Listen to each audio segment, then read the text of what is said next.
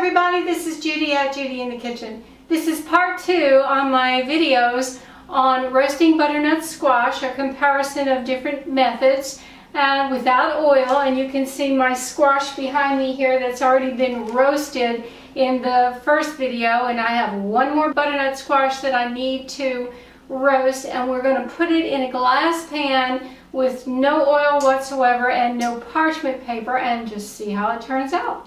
Alright, so obviously the first thing we need to do is cut this. This is a very long butternut squash. First thing I'm going to do is cut off the top and then I'm also going to go ahead and cut off the bottom end as well, just to get that blossom end off of it. And now I'm going to cut the bulbous part where the seeds are. And just to make it a little bit easier on roasting, probably help it to come out a little bit faster, I'm going to go ahead and cut this part in half as well. And now we're going to cut this in half.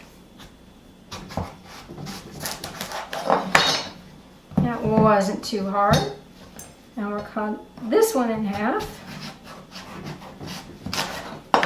Does take a sharp knife. You have to be careful when you're doing this.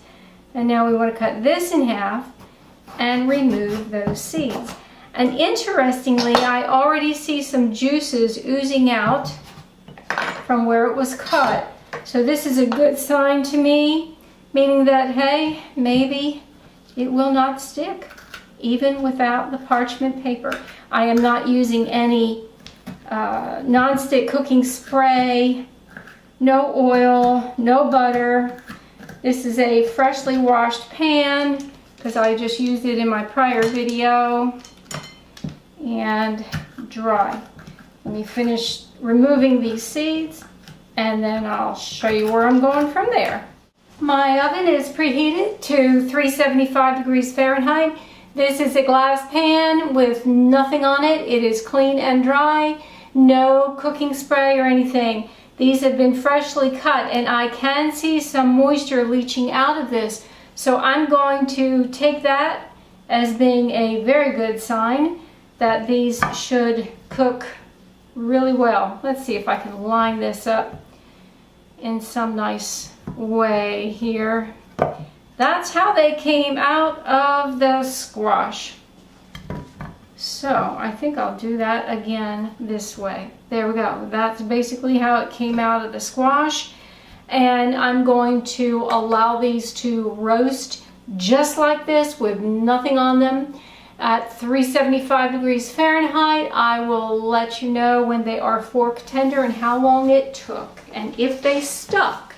Oh, these look wonderful, and you can see where I've poked through them. They are very fork tender and perfectly done. They baked at right at 1 hour, and I want you to see that they are not all stuck to the pan. They are not.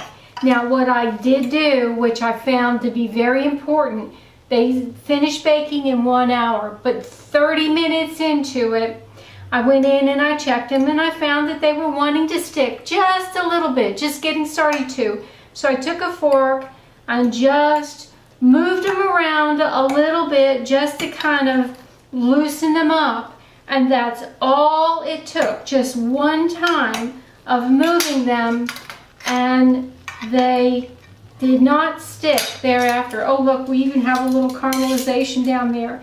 No oil, no parchment paper, no non-stick spray, just a dry, clean pan. These are very hot. They just came out of the oven. You can see they're steaming.